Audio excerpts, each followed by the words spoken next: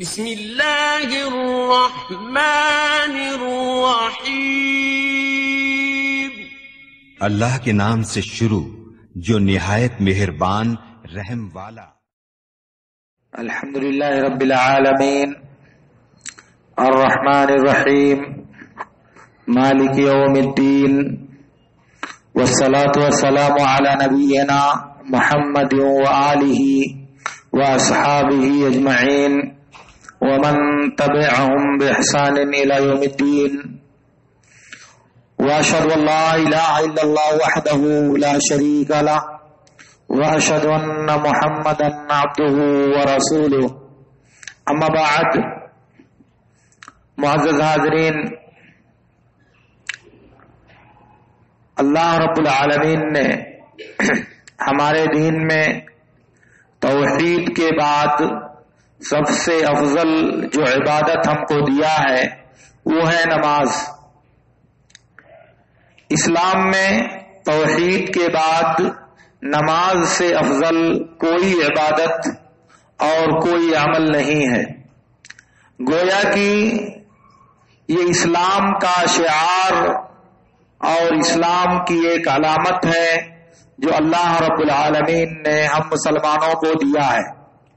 اس لیے نماز پڑھنے کے تعلق سے نبی صلی اللہ علیہ وسلم کا اعلان یہ ہے، جیسا کہ صحیح بخاری کی روایت میں ہے، صلو کما رأیتمونی وصلی، جیسے مجھے نماز پڑھتے ہوئے دیکھتے ہو ایسے ہی تم بھی نماز پڑھو۔ تو گویا کہ ہم مسلمانوں سے نماز کا وہ طریقہ مطلوب ہے جو طریقہ نبی صلی اللہ علیہ وسلم نے سکھایا ہے۔ ہم یہاں مسجد میں حاضر ہوتے ہیں نماز پڑھنے کے لیے، اس لیے کہ اللہ تعالیٰ نے ہمیں نماز پڑھنے کا حکم دیا ہے۔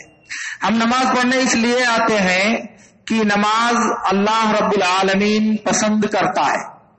نماز اس لیے پڑھنے آتے ہیں کہ اللہ رب العالمین نے ہمارے اوپر نماز کو فرض کیا ہے، اسی لیے ہم حاضر ہوتے ہیں مسجد میں جماعت کے ساتھ نماز ادا کرتے ہیں۔ اس سلسلے میں شریعت کا ایک حکم یہ ہے کہ جب صف میں کھڑا ہوا جائے، جماعت کے لیے جب صف بندی کی جائے تو ایک دوسرے سے مل کر اور ایک دوسرے سے چپک کر کھڑا ہوا جائے۔ ایک سے دوسرے کے بیچ میں فاصلہ اور خالی جگہ نہیں ہونی چاہیے، یہ نبی صلی اللہ علیہ وسلم نے سکھایا ہے، عملی طور پر بھی اور قولی طور پر بھی۔ ہماری صف بندی اگر دیکھی جائے تو صف بندی بڑی ڈسٹرب دکھائی دیتی ہے، اور مجھے یہ امید نہیں تھی کہ توحید کے اس مرکز میں، جہاں جامعہ محمدیہ جیسا قدیم ادارہ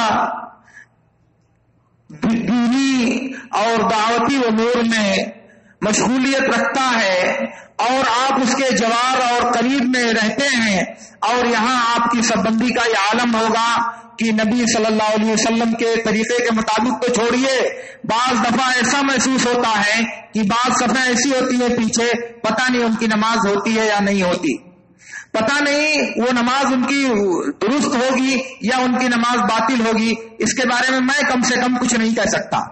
اور وجہ اس کی یہ ہے، میں آپ سے عرض کرتا ہوں، میری اپنی بات نہیں ہے، یہ ساری باتیں صرف اور صرف اللہ کے نبی صلی اللہ علیہ وسلم کے فرمان کی ہیں۔ آپ سنیں، نبی صلی اللہ علیہ وسلم جب جماعت کھڑی کرنی ہوتی تھی یا جب آپ امامت کرنا چاہتے تھے تو آپ اپنی جگہ سے ہٹتے، وہاں سے یہاں تک پوری صف کا چکر لگاتے۔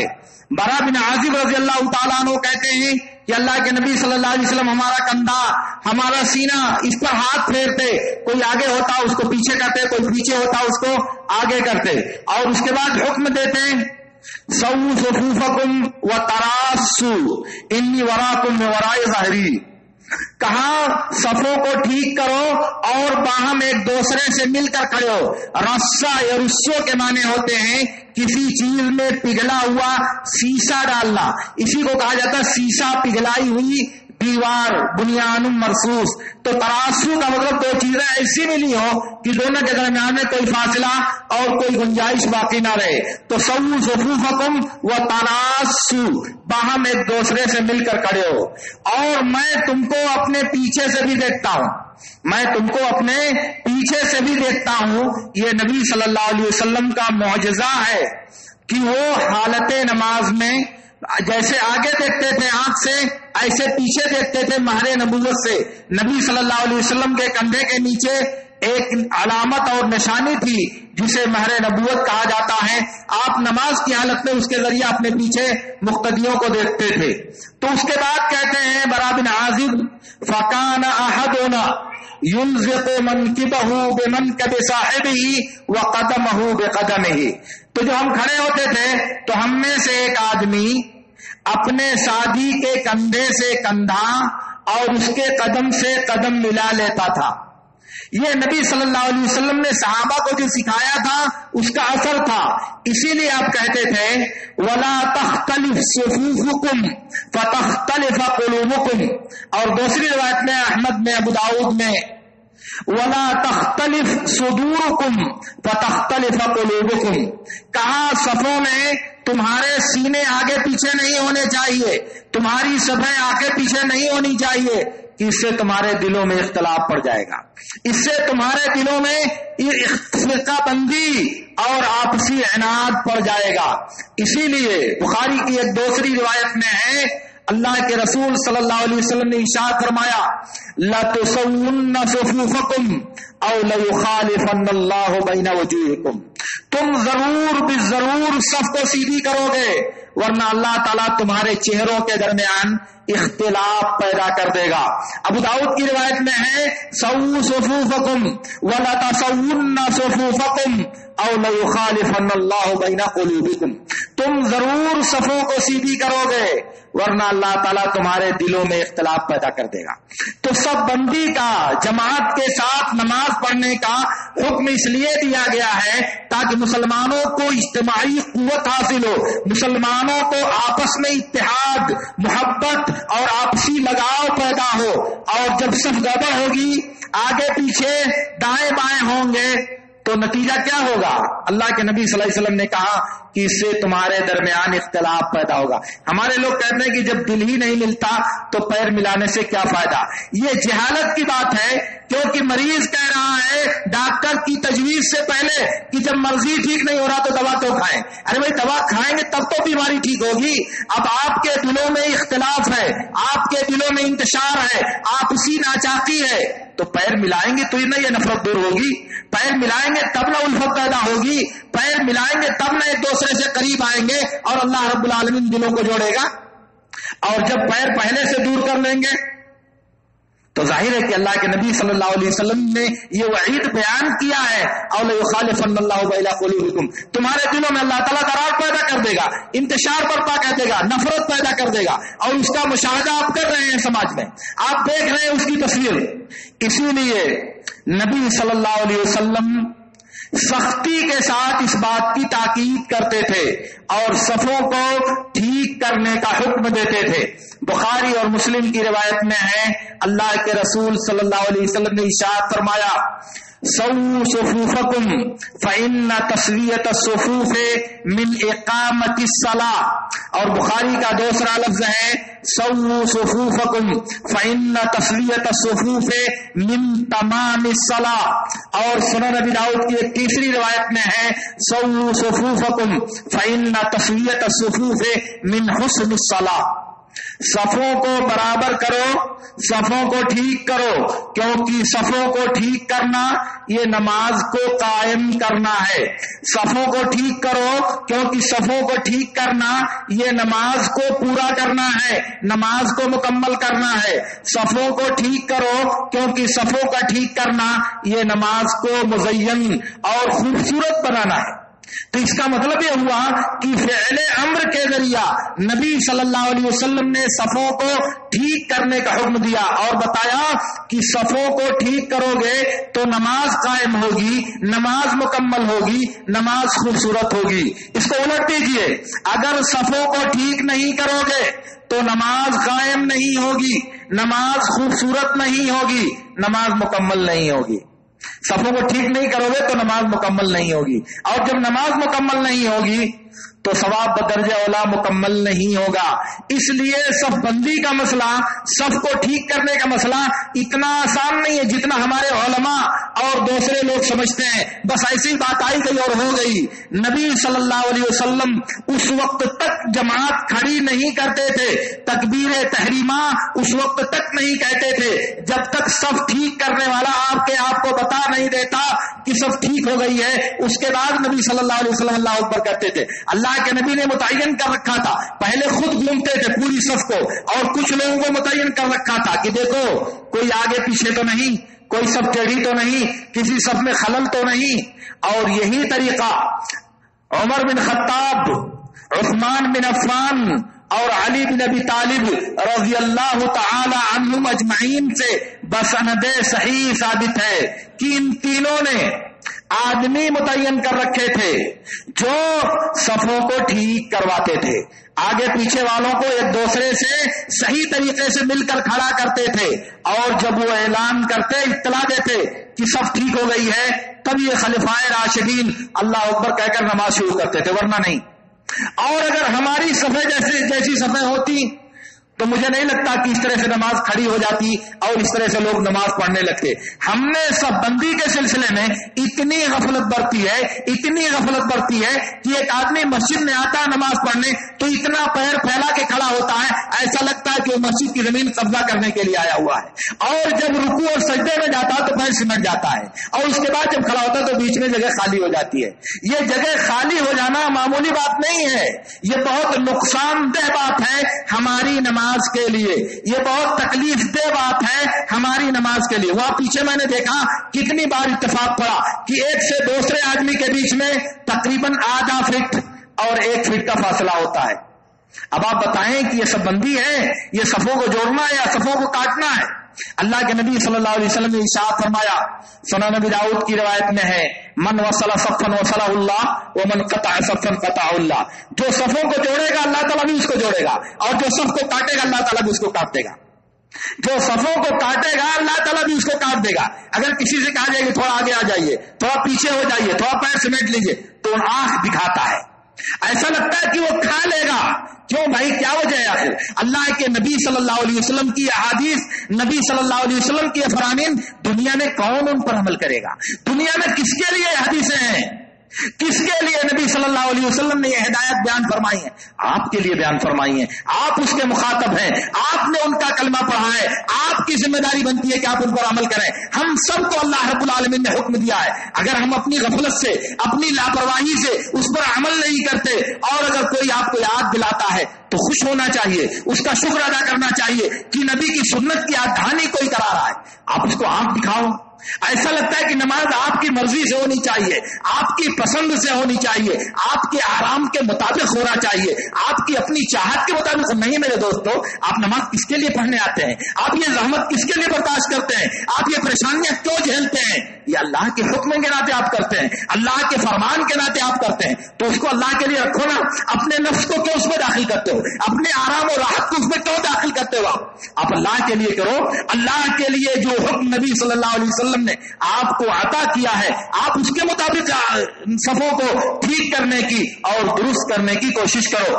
اسی لیے صحیح مسلم کی ایک روایت میں ہے، اللہ کے رسول صلی اللہ علیہ وسلم نے ارشاد فرمایا، الا تصفون کما تصف الملائکۃ عند ربها وقالوا کیف تصف الملائکۃ عند ربها قال یتمون الصفوف الاول ويتراصون في الصف. اللہ کے نبی صلی اللہ علیہ وسلم نے کہا، کیا تم صفوں کو اس طرح ٹھیک نہیں کرو گے جس طرح فرشتے اپنے رب کے پاس صفوں کو ٹھیک کرتے ہیں؟ جیسے فرشتے اپنے رب کے پاس صفوں کو ٹھیک کرتے تم اس طرح صف نہیں بناؤ گے. صحابہ نے کہا وہ کیسے صف بناتے ہیں؟ کہا وہ پہلے اگلی صفوں کو پر کرتے ہیں اور صفوں میں ایک دوسرے سے پیوست اور ایک دوسرے سے مل کر کھڑے ہوتے ہیں، ایک دوسرے سے پیوست ہو کر اور ایک دوسرے سے مل کر کھڑے ہوتے ہیں. یہ اللہ کے نبی اللہ رب العالمین کے پاس فرشتوں کی صف بندی ہے.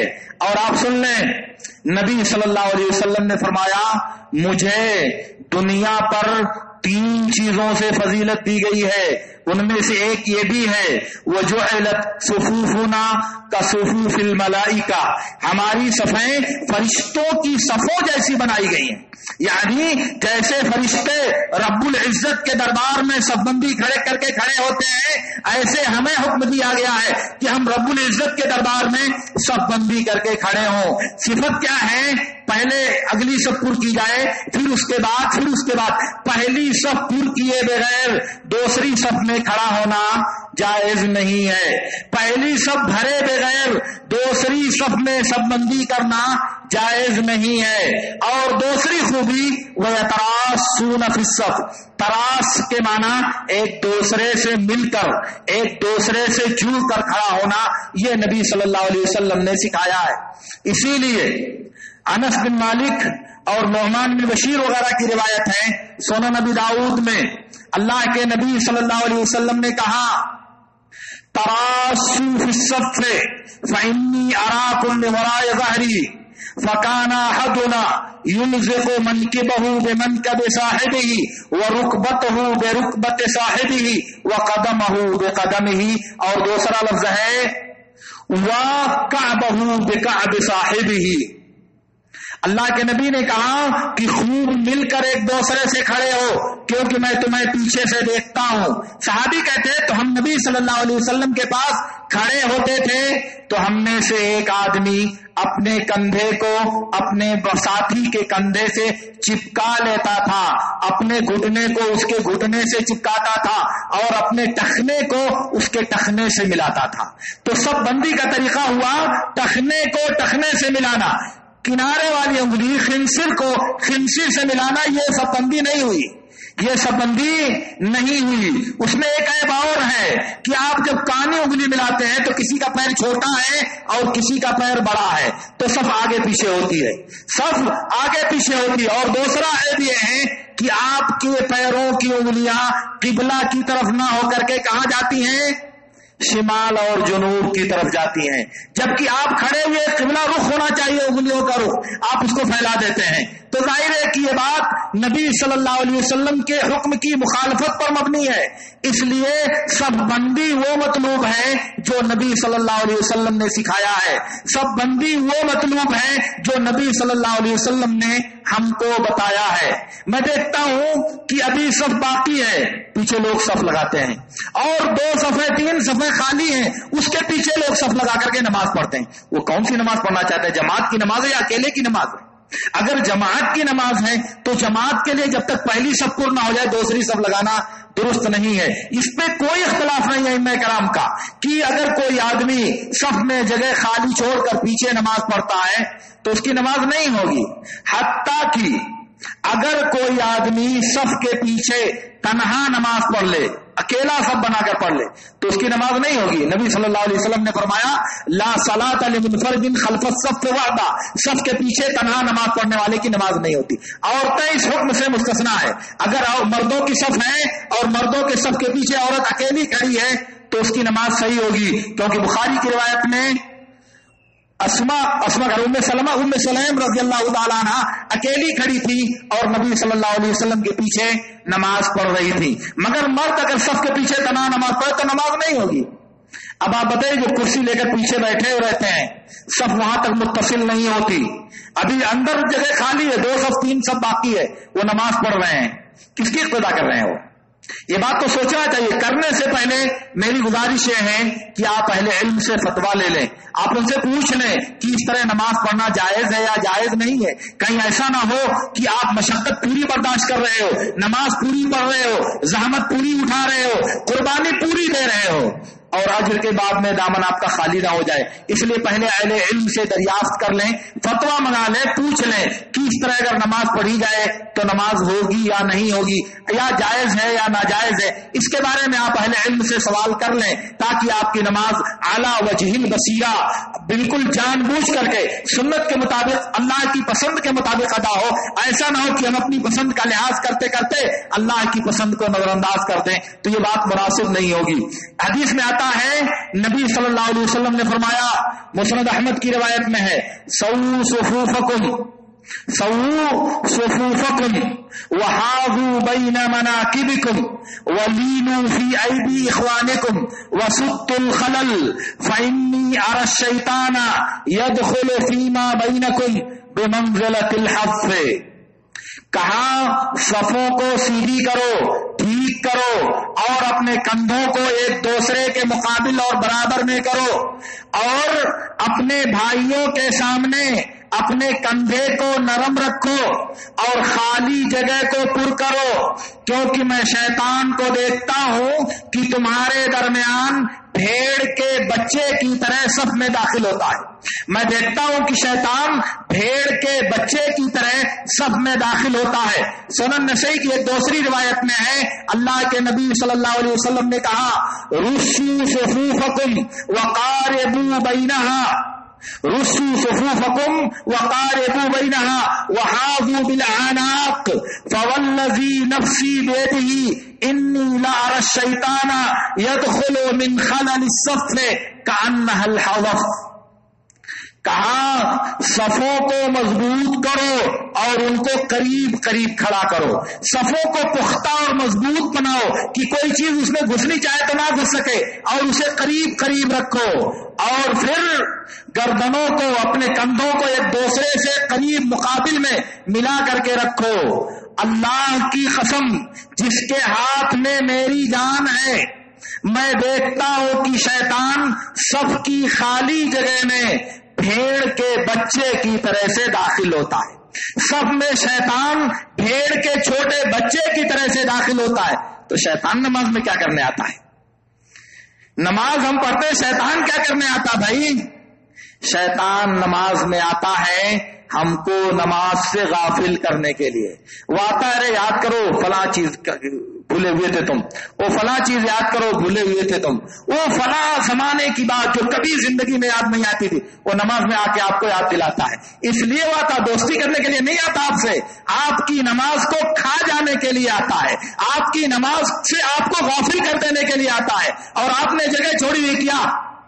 آپ نے صفوں کے بیچ میں اس کو موقع دیا ہوا، ایک پیر سے دوسرے آدمی کے پیر کے بیچ میں، اس میں وہ آتا ہے، گھستا ہے، اور پھر آپ کی نماز کے ساتھ کھلواڑ کرتا ہے. اسی لیے اللہ کے نبی صلی اللہ علیہ وسلم نے کہا من سد فرجتن فی الصف رفع اللہ بہا درجتن. یہ ابن ماجہ کی روایت میں ہے کہ جس نے صف میں خالی جگہ کو پر کر دیا تو اللہ تعالیٰ اس کے بدلے میں اس کے درجات کو بلند کرے گا، درجہ کی بلندی اسے عطا فرمائے گا. اور طبرانی کی المعجم الاوسط کی ایک دوسری روایت میں ہے من سد فرجتن فی الصف رفع اللہ بہا درجتن وبنا له بیتا فی الجنہ.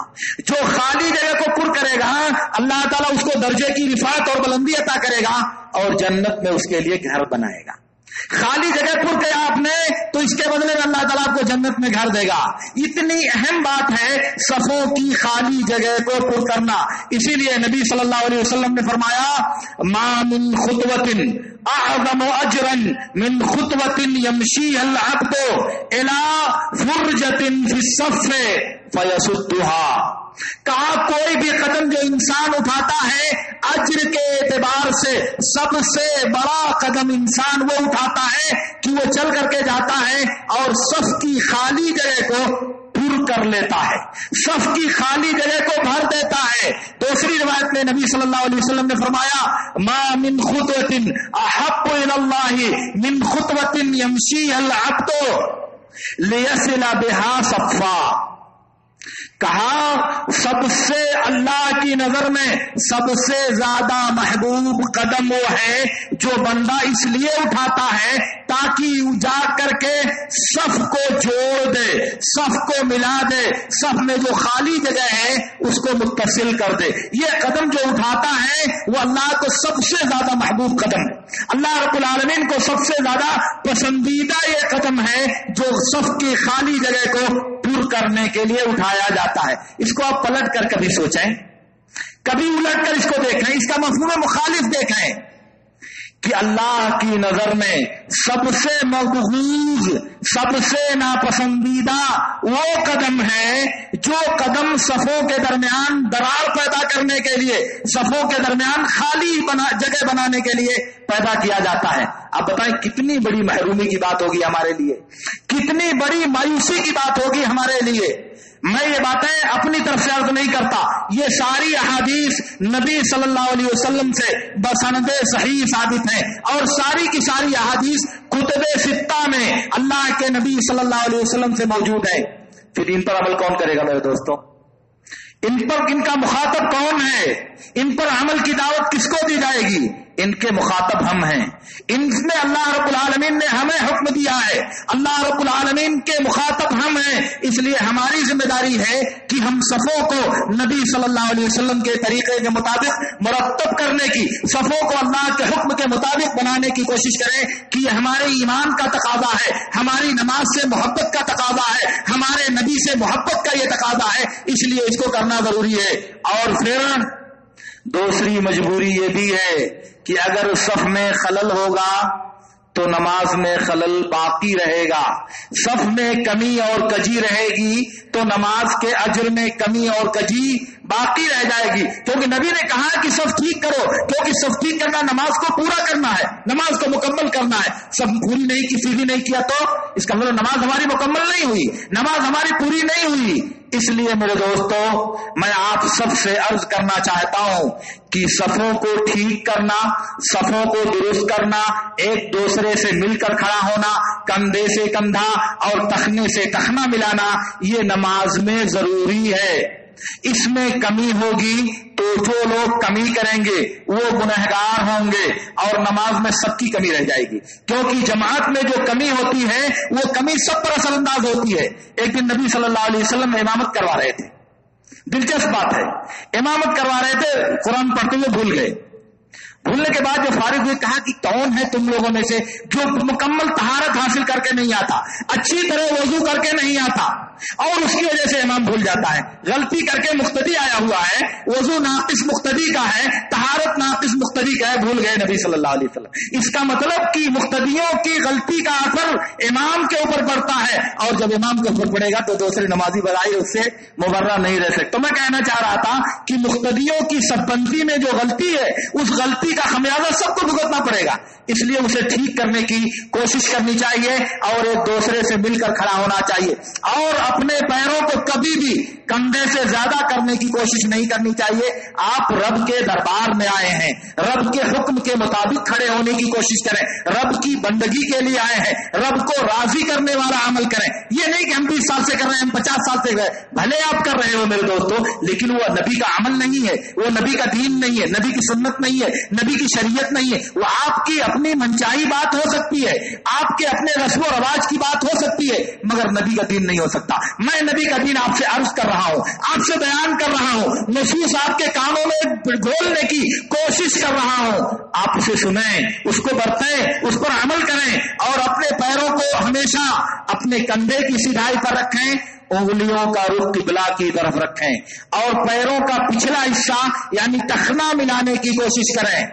اور ٹخنا جب آپ ملائیں گے تو آپ کی صف میں رکوع اور سجدہ میں جاتے ہوئے جگہ نہیں بنے گی، خالی جگہ نہیں ہوگی، لیکن جب آپ پیر پھیلائے ہوں گے تو سجدے میں پیر سکڑے گا، رکوع میں پیر سکڑے گا، اور اس کے بعد خالی جگہ بنے گی۔